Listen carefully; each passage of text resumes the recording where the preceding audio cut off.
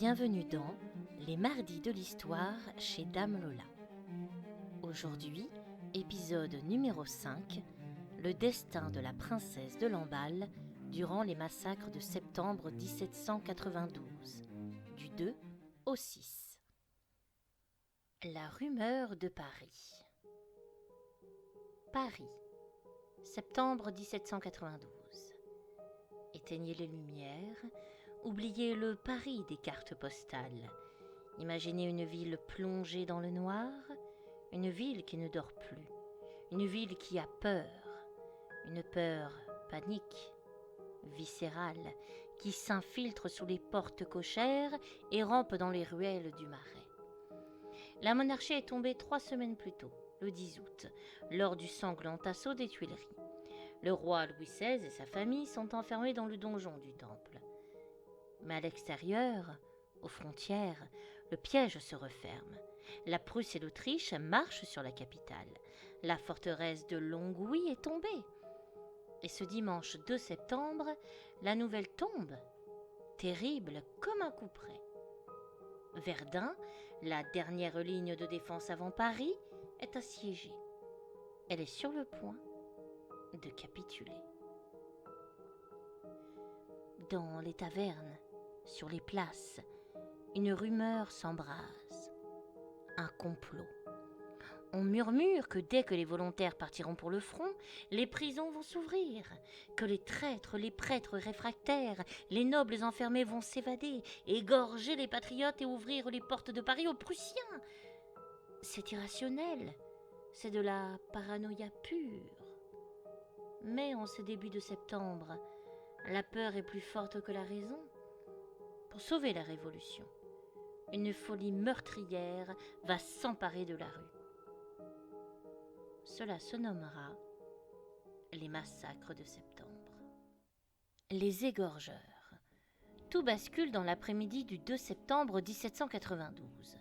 Un convoi de prêtres réfractaires, ceux qui ont refusé de prêter serment à la Révolution, est transféré vers la prison de l'abbaye. La foule se jette sur eux. C'est l'étincelle. Pendant 5 jours et 5 nuits, la violence va dicter sa loi.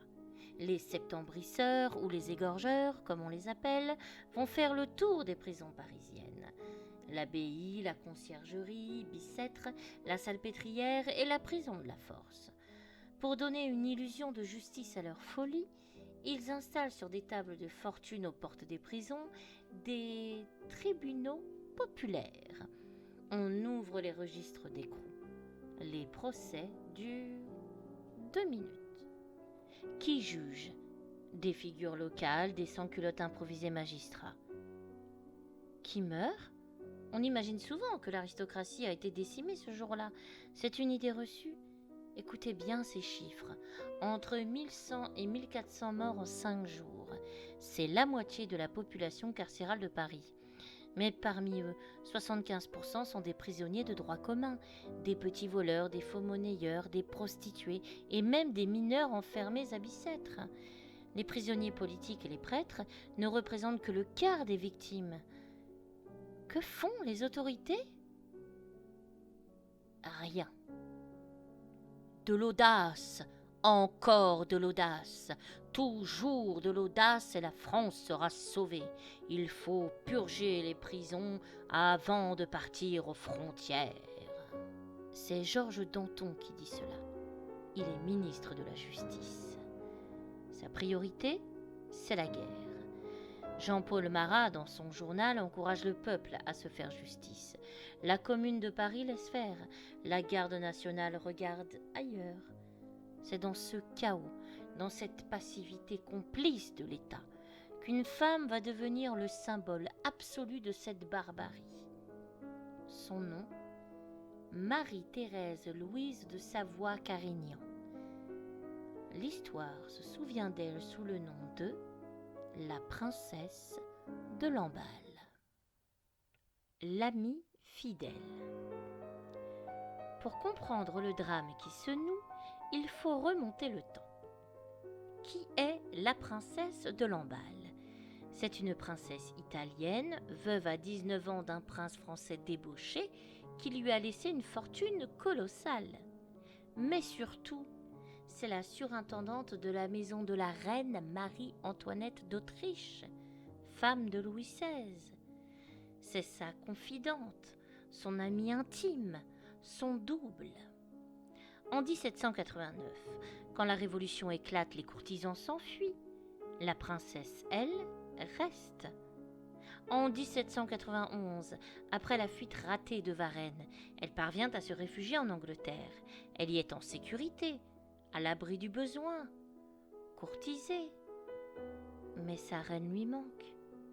Marie-Antoinette est en danger. Alors, par pure fidélité, par un amour absolu et sacrificiel, la princesse de Lamballe prend une décision folle. Elle revient à Paris à l'automne 1791. Elle sait qu'elle se jette dans la gueule du loup. Après le 10 août 1792, elle est d'abord enfermée au Temple avec la famille royale. Mais la commune se méfie de cette confidente. On l'arrache au bras de la reine pour la transférer à la prison de la Force, dans le Marais. On la soupçonne de comploter avec la cour. Pourtant, la princesse de Lamballe n'est pas une extrémiste. Elle est instruite, sensible aux idées des Lumières. Elle est même la grande maîtresse des loges maçonniques d'adoption féminine de France. Elle croyait, au début, qu'une monarchie constitutionnelle, un modèle à l'anglaise où le roi partage son pouvoir avec un parlement, sauverait la France. Mais en cet été 1792, la nuance n'existe plus. Ou on est patriote, ou on est traître. De plus, depuis des années, une presse clandestine pornographique d'une violence inouïe circule dans Paris. Des pamphlets ignobles dépeignent la princesse et la reine comme des amantes lesbiennes perverties, des comploteuses manipulant l'État par le sexe. Pour le peuple, Lamballe n'est plus une femme, c'est l'incarnation du vice de Versailles. C'est le double de l'Autrichienne. En s'attaquant à elle, la foule veut punir la reine. Le procès et l'étincelle. Nous sommes le matin du lundi 3 septembre 1792. Dans la prison de la Force, l'air est irrespirable. On entend les cris extérieurs des massacreurs qui encerclent le bâtiment depuis la veille. La princesse de Lamballe est amenée devant le tribunal improvisé. À la table, des hommes fatigués, ivres de vin et de sang, vérifient son identité. Entrons dans ce greffe. Écoutons ce simulacre de procès. Le président du tribunal lève les yeux vers elle. On lui demande de jurer fidélité à la liberté et à l'égalité. Je ferai volontiers le serment d'aimer la liberté et l'égalité. Le juge hoche la tête. Puis vint la seconde condition, jurer la haine au roi, à la reine et à la royauté. La princesse de Lamballe se redresse. Elle regarde ses juges constitutionnels. Elle sait ce qu'elle risque, mais sa réponse est immédiate. Mais je ne puis faire le second serment. Il n'est pas dans mon cœur. Autour d'elle, les jurés s'agitent. On lui chuchote de jurer pour sauver sa vie. Elle refuse. Le président se lève alors et prononce la formule rituelle, le mot de passe secret. Élargissez, madame. La princesse pense de bonne foi qu'on la libère, qu'on la laisse sortir dans la rue. Elle franchit le seuil, elle débouche sur le pavé, au milieu d'une haie d'hommes armés de piques, de haches et de sabres. L'air sent le sang et la sueur. Elle n'a pas le temps de faire 3 pas. Un premier coup de sabre ou de hache la frappe à la tête. Elle s'effondre, ensanglantée. En quelques secondes, la foule se jette sur elle. Elle est achevée. Elle avait 42 ans. L'horreur et le mythe. Ce qui se passe après sa mort va faire basculer cet événement dans l'horreur absolue et marquer à jamais l'imaginaire collectif. C'est ici que l'histoire oscille entre les faits avérés et le mythe contre-révolutionnaire. Séparons le vrai du faux. Ce qui est historiquement attesté, c'est que son corps est déshabillé. Un boucher lui tranche la tête, on la plante au bout d'une pique. La foule en furie entame une longue procession à travers Paris. La prison de la Force et le temple ne sont pas côte à côte. C'est une marche ciblée, méthodique. Ils veulent emmener la tête de la princesse de Lamballe sous les fenêtres de la prison du temple. Pourquoi ? Pour la montrer à Marie-Antoinette. Il y a les rumeurs aussi. Les pamphlets de l'époque affirmeront qu'elle a été mutilée de manière obscène, que ses bourreaux ont commis des actes de cannibalisme, cuisant son cœur pour le manger, qu'un homme lui a coupé les poils pubiens pour s'en faire une fausse barbe. Aujourd'hui, les historiens modernes restent très prudents face à ces récits anthropophages. C'était souvent de la propagande royaliste pour diaboliser le peuple de Paris. Mais la sauvagerie globale, elle, est indiscutable.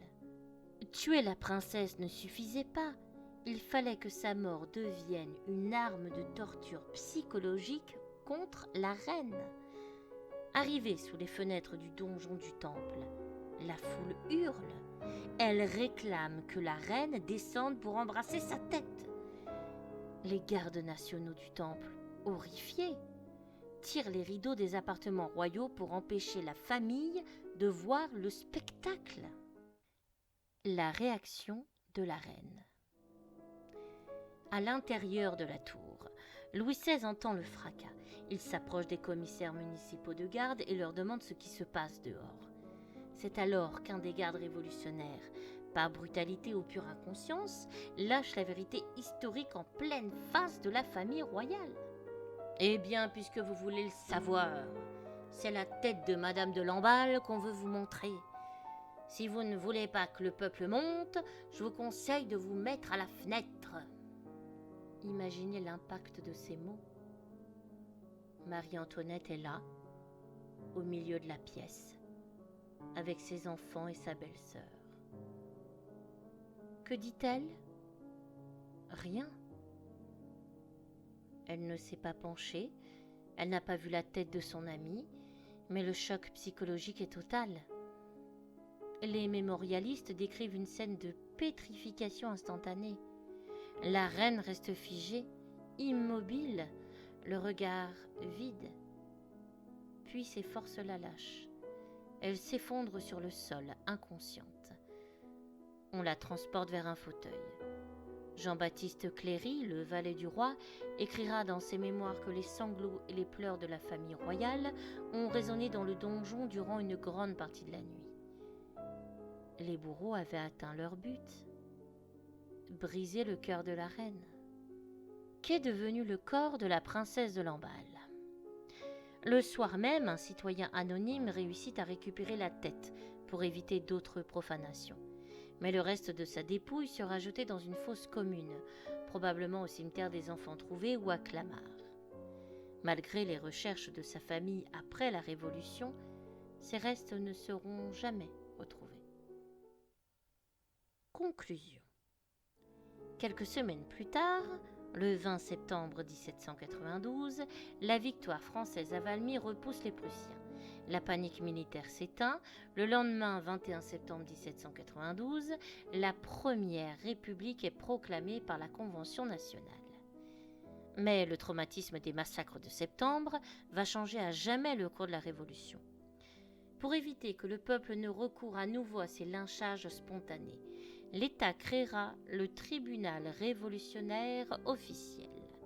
La situation militaire et politique se dégradant au début de 1793, plusieurs députés estiment qu'il faut éviter le retour de ces violences populaires. C'est dans ce contexte que la Convention nationale créera ce tribunal révolutionnaire le 10 mars 1793. C'est la fameuse phrase de Danton. Soyons terribles pour dispenser le peuple de l'être. Cette phrase représente l'idée, mais n'est pas la vraie transcription, que nous ne connaissons pas. Tout au long du XIXe siècle, la mémoire de la princesse de Lamballe sera un enjeu politique. Sainte et martyre absolue pour les royalistes sous la Restauration, elle sera un immense sujet de malaise pour les historiens républicains comme Jules Michelet, qui parlera d'une souillure hideuse sur l'honneur de la Révolution. Aujourd'hui, les historiens la voient comme la victime émissaire parfaite d'un mécanisme de propagande moderne. Une femme broyée par une psychose collective, une haine de classe féroce et les fantasmes d'une époque en plein chaos. Elle est morte par fidélité. Une fidélité payée au prix fort. Je vous remercie de votre écoute et je vous donne rendez-vous pour un prochain mardi dans Les Mardis de l'Histoire chez Dame Lola.